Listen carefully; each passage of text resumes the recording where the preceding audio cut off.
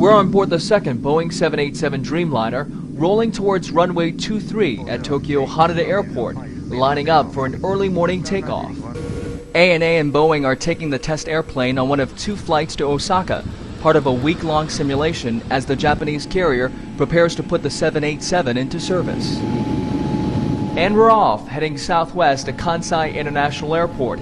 At the controls, ANA Captain Kajujike Higami, flying alongside 787 Chief Pilot Mike Carricker.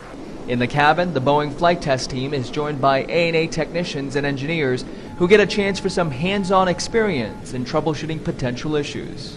Just 2 years I was just reading documents and touching all the screens from the ground, but in this airplane I could see with my real eyes. Just minutes after takeoff, the passengers are treated to a Japanese treasure.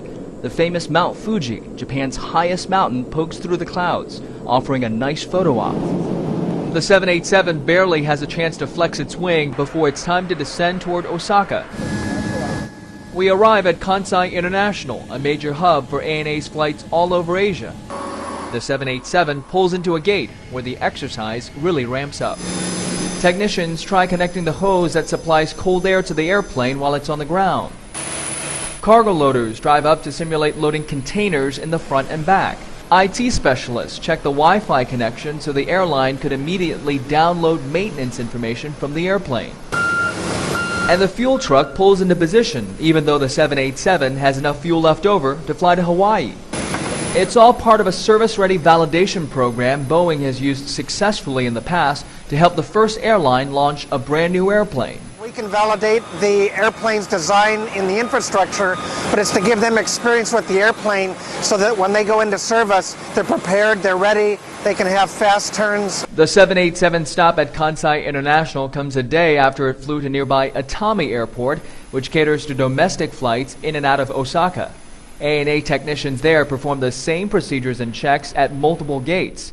Next on the schedule, the 787 will head to airports in Okayama and Hiroshima for more test conditions. Back at Kansai, the crews wrap up their work in 2 hours, and just like that, the 787 is pulling back from the gate. It's time to say goodbye and head back to Tokyo. On the way to the runway, we see what is becoming a familiar sight: hundreds of people gathering on rooftops to catch a glimpse of the 787. All right, wheels up, on to the next stop.